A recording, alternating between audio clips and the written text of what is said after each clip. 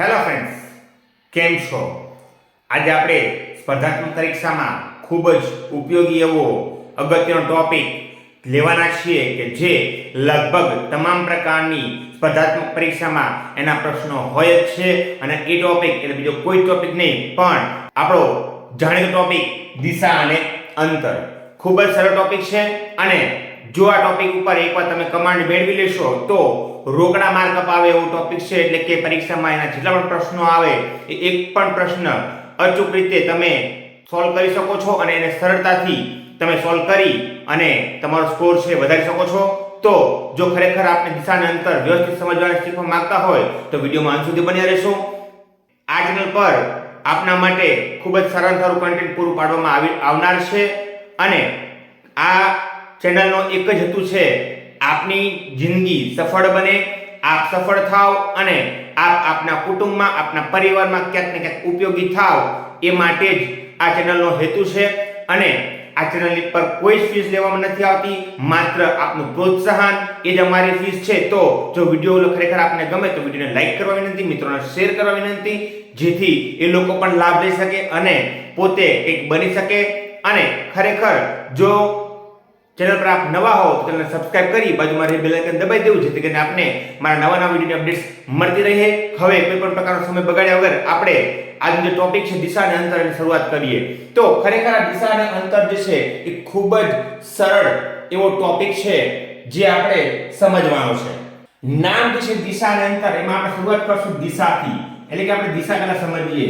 દિશા કેટલા પ્રકારની હોય છે આપણે જાણીએ છીએ કે આપણે નોર્મલી આપણને ખબર છે કે 4 પ્રકારની દિશા અને આપણે સાથે જોડાયેલા છે 4 ખૂણાથી. પરંતુ અહીંયા આપણે ખૂણા કરતા એને પણ દિશા સમજી અને એને સમજવા પ્રયત્ન કરીશું. તો હું અહીંયા તમને સૌથી પહેલા આકૃતિ દોરી અને દિશા સમજાવવા પ્રયત્ન કરું છું. તો સૌથી પહેલા હું અહીંયા જે 8 દિશાઓ છે એ 8 દિશાઓ હું દોરી રહ્યો છું. ઉપરની બાજુ જે છે એને આપણે ગણશું ઉત્તર દિશા. ત્યારબાદ એની નીચેની બાજુ જે છે એક્ઝેક્ટ વિરુદ્ધ દિશામાં એ છે દક્ષિણ દિશા. જમણી બાજુએ જે આવેલી છે એ પૂર્વ દિશા છે અને ડાબી બાજુ આવેલી છે એ પશ્ચિમ દિશા છે.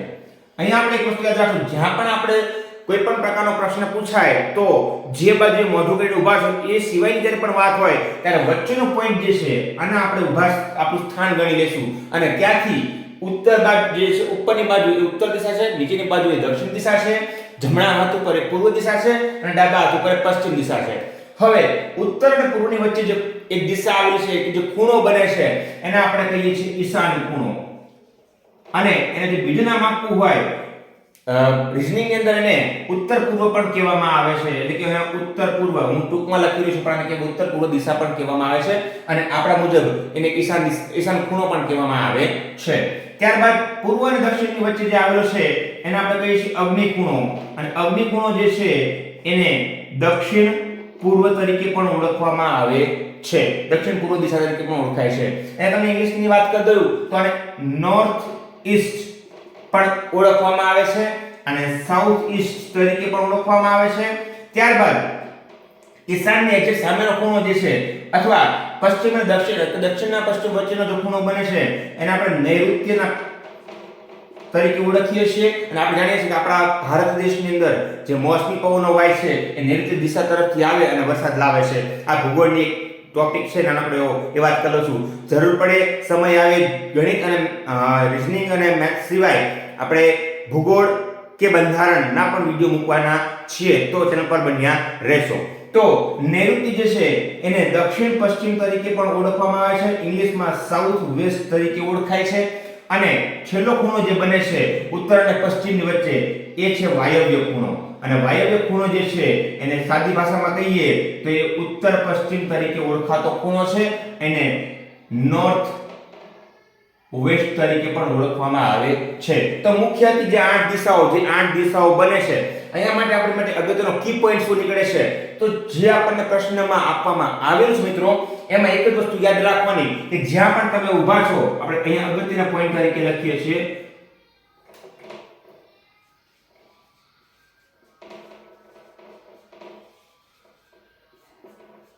કે તમને દિશા આપેલી નથી તો તમે જ્યાં ઊભા છો ત્યાંથી ઉપરની બાજુએ જે છે એ છે ઉત્તર દિશા. તમે જે ઉપરની બાજુ છે ઉત્તર દિશા છે એની એક્ઝેક્ટ નીચે એટલે કે વિરુદ્ધ બાજુએ છે એ છે દક્ષિણ દિશા.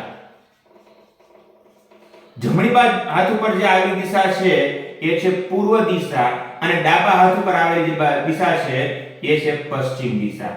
આ ખાસ યાદ રાખવાનું છે. જ્યારે આપણને પ્રશ્નમાં કોઈ પણ પ્રકારની દિશા આપેલ નથી ત્યારે આપણે આ જ વસ્તુ યાદ રાખવાની રહેશે કે તમે જ્યાં પણ ઊભા હો એની ઉપરની બાજુએ એટલે કે અહીંયા ઉપરની બાજુ એટલે આપણા માથાની ઉપરની વાત નથી પણ પેપરની અંદર તમે જ્યાં પણ પોઈન્ટ કરો સિમ્પલ જ્યાં પણ આપણે શરૂઆત કરીએ ત્યારે પોઈન્ટ કરીએ એનાથી ઉપર જે ગણશું એ ઉપર અહીંયા ગણાશે એટલે કે ઉત્તર દિશા થશે.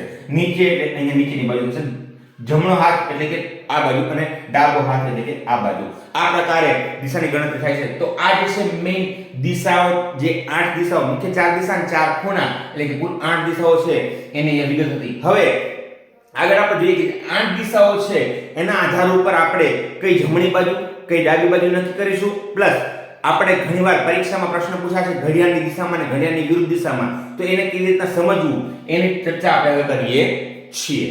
તો મિત્રો આપણે જમણી બાજુ અને ડાબી બાજુ ઘડિયાળની દિશામાં અને ઘડિયાળની વિરુદ્ધ દિશામાં કેવી રીતના નક્કી કરીશું એ આપણે સમજીએ. તો સૌથી પહેલા ફરી એકવાર હું અહીંયા 8 દિશાઓ ડ્રો કરી લઉં છું જેથી આપણને સરળતાથી સમજી શકાય. અહીંયા છે ઉત્તર દિશા, હું પૂર્ણ નામ નથી લખતો. અહીંયા છે દક્ષિણ દિશા, આ છે પૂર્વ દિશા, આ છે પશ્ચિમ દિશા, આ છે ઈશાન ખૂણો, આ છે અગ્નિ ખૂણો, આ છે નૈઋત્ય ખૂણો, આ છે વાયવ્ય ખૂણો. સૌથી પહેલા આપણે અગત્યની બાબત સમજીએ તો શરૂઆત કરીએ ઉત્તરથી. ઉત્તરથી યાદ રાખો કે જે પૂર્વ દિશા છે એ બાજુ જે આપણો એરો કરશું આ હશે જમણી બાજુ અને એની વિરુદ્ધ બાજુ છે એ થશે ડાબી બાજુ. આ વસ્તુ યાદ રાખવાની છે. અથવા સિમ્પલ તમે વિચાર કરો કે કોઈ માણસ અહીંયા ઊભો છે, આ ઊભો છે તો જમણો હાથ આ બાજુ હશે અને ડાબો હાથ આ બાજુ હશે એટલે આ જમણી બાજુ છે અને આ ડાબી બાજુ થશે. આ વસ્તુ એટલે એક જ વસ્તુ યાદ રાખવાની છે, બાકી બધું ઓટોમેટિક આવડી જાય એટલું જ સરળ છે. હવે જે ઉત્તર છે એક્ઝેક્ટ વિરુદ્ધ એનું દક્ષિણમાં હોય એટલે કે દક્ષિણની જો હું વાત કરું તો અહીંયા જમણી છે તો અહીંયા થઈ જાય ડાબી બાજુ થઈ જાય અને અહીંયા ડાબી છે આ જમણી બાજુ થઈ જાય. આટલી વસ્તુ આપણે યાદ રાખવાની છે કારણ કે આપણો ફેસ એક્ઝેક્ટ ઓપોઝિટ થશે એટલે જે જમણી બાજુ છે ખરેખર ડાબી બાજુ બનશે, જે ડાબી બાજુ છે જમણી બાજુ બનશે. તો આ રીતના પણ સરળતાથી યાદ રાખી શકાય છે. હવે પૂર્વની વાત કરીએ તો પૂર્વમાં ખરેખર માણસનું ફેસ આ તરફ હશે એટલે આ બાજુ જમણી થાય આ બાજુ ડાબી થાય. પણ એટલું પણ કન્ફ્યુઝનમાં ન જવું હોય તો યાદ રાખવાનું કે જો અહીંયા જમણી હોય તો એની બાજુનું અહીંયા ડાબી બાજુ હોય અને અહીંયા નીચે તરફ જાઓ એ જમણી બાજુ હોય. આટલું ઈઝી છે બરાબર. અને જે આ છે એક્ઝેક્ટ મેં કીધું એમ કે સામેની બાજુ હોય તો વિરુદ્ધ સાઈડ થી એક્ઝેક્ટ ઊંધું થાય એટલે યાદ રાખવાનું કે આ બાજુ જે થશે એ જમણી છે અહીંયા બનશે ડાબી બાજુ અને આ બનશે જમણી બાજુ. આટલી વસ્તુ યાદ રાખવાની રહેશે એટલે ખૂબ સરળતાથી આવડી એવી બાબત છે. ફરી એકવાર સમજાવી દઉં કે તમે કી પોઈન્ટ વચ્ચે જે ઊભા છો ત્યાંથી તમે એક વખત ઉત્તરનું તમે નક્કી કરી લેશો કે ઉત્તરમાં જમણી બાજુ કઈ તો જે પૂર્વ દિશા બાજુનો હાથ છે પૂર્વ દિશા બાજુ જે બાજુ છે એ જમણી બાજુ થશે અને પશ્ચિમ બાજુ જે બાજુ છે એ બાજુ ડાબી થશે. આ એક મળી જાય અને એક્ઝેક્ટ વિરુદ્ધ છે દક્ષિણમાં થશે એટલે કે જે જમણું છે ડાબું થશે, જે ડાબું છે એ જમણું થશે. હવે પૂર્વમાં તો એક વસ્તુ યાદ રાખો જમણી બાજુમાં કોઈ દિવસ જમણી બાજુ આવે નહીં, ડાબી બાજુ જ આવે. તો જો જમણી બાજુ હોય આ બાજુ તો પૂર્વ માટે એ ડાબી બાજુ થતું હોય. પૂર્વ તરફ મુખ રાખીને જો કોઈ વ્યક્તિ ઊભો હોય તો એના માટે ડાબી બાજુ થાય અને દક્ષિણ દિશા તરફ એની જમણી બાજુ થાય. આ વસ્તુ યાદ રાખવાની.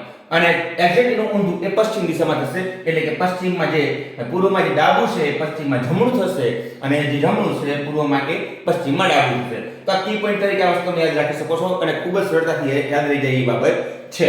હવે વાત કરીએ ઘડિયાળની દિશામાં અને ઘડિયાળની વિરુદ્ધ દિશામાં. તો સિમ્પલ આપણે જાણીએ છીએ ઘડિયાળ જે છે એમાં 12 3 6 અને 9 આ 1 2 4 5 7 8 10 11 આ ઘડિયાળ છે. નોર્મલી તો ઘડિયાળ હંમેશા જાણે છે આ પ્રમાણે હાલે છે અને ઘડિયાળ ઊંધી હાલતી વિચારીએ તો ઘડિયાળ આ પ્રમાણે હાલે. તો આને ઘડિયાળ સમજી લો તો જમણી બાજુ છે અહીંયાથી શરૂ કરો એટલે આમ માનો તો આ થયું ઘડિયાળની દિશામાં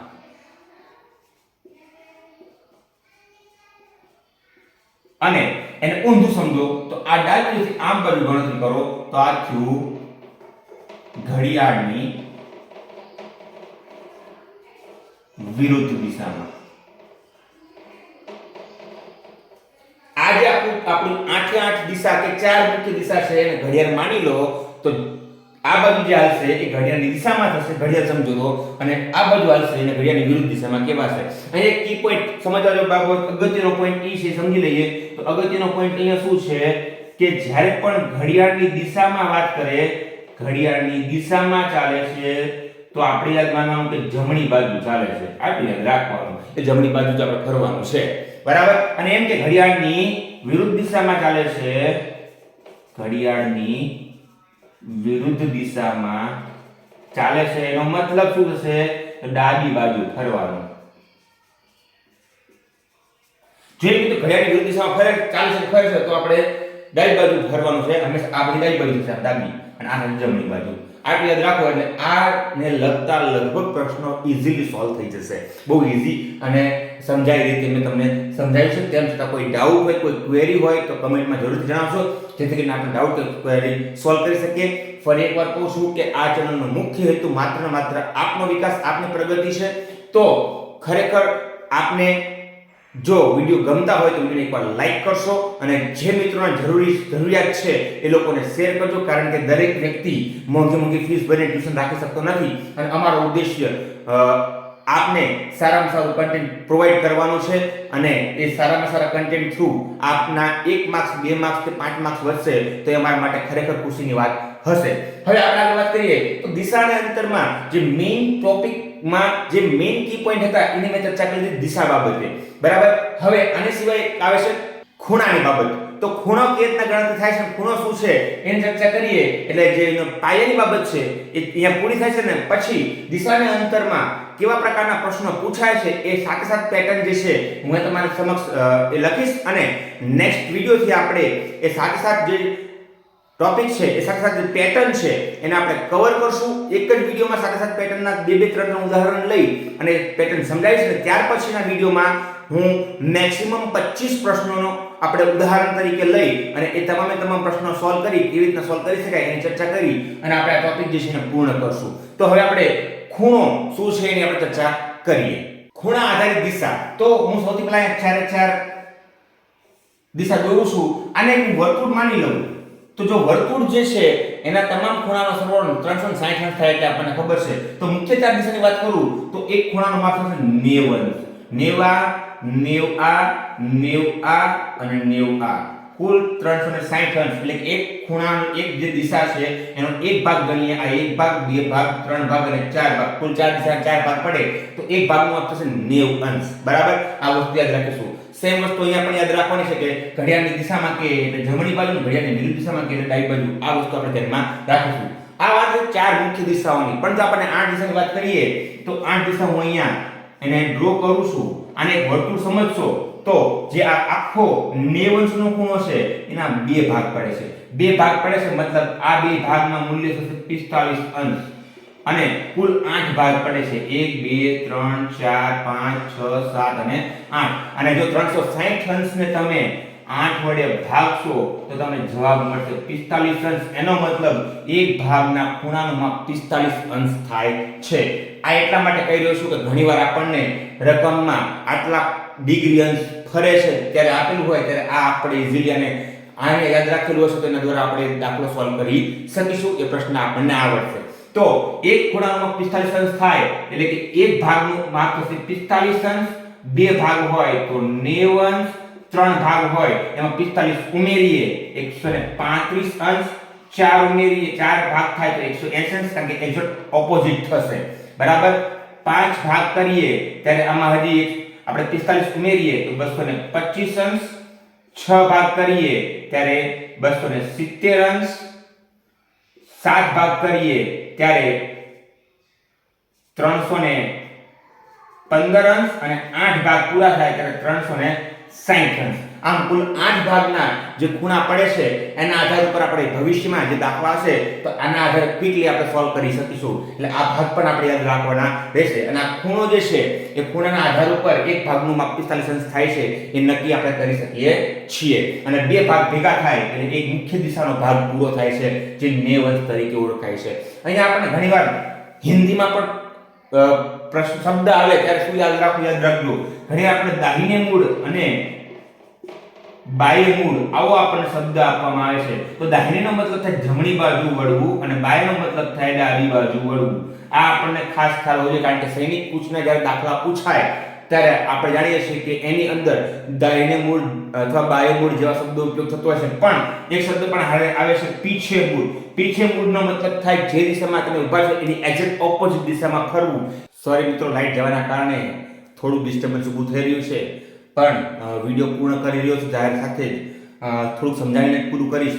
તો આપણે જ્યારે પીછે મૂળની વાત કરીશું, એક્ઝેક્ટ જે વ્યક્તિ ઊભો છે એની ઓપોઝિટ સાઈડ થશે, એટલે કે જે બાજુએ વ્યક્તિ હશે ને એક્ઝેક્ટ વિરુદ્ધ દિશામાં, એટલે કે પીછે મૂળનો મતલબ થશે સંપૂર્ણ રીતે વિરુદ્ધ દિશામાં. અને અહીંયા જે ખૂણો આવશે એ 180 ડિગ્રીનો જ હોય. આ વસ્તુ ખાસ યાદ રાખીશું. દાહિને મૂળ જમણી બાજુ જ્યારે વળવાનું કહે કે બાહ્ય મૂળ ડાબી બાજુ જ્યારે વળવાનું કહે ત્યારે યાદ રાખશું, ત્યારે 90 વર્ષનો ખૂણો જ આપણે ધ્યાનમાં રાખીશું. તો ખૂણાની દ્રષ્ટિએ જેટલું ઇમ્પોર્ટન્ટ હતું એ બધું જ અહીંયા કવર થઈ જાય છે. તો ફરી એકવાર ક્ષમા યાચના સાથે લાઈટ ન હોવાના કારણે હું વિડીયો અહીંયા પૂર્ણ કરી રહ્યો છું. તો આશા રાખું કે આજે જેટલું પણ સમજાયું છે, શીખવાડ્યું છે એ આપ યાદ રાખી લીધું હશે.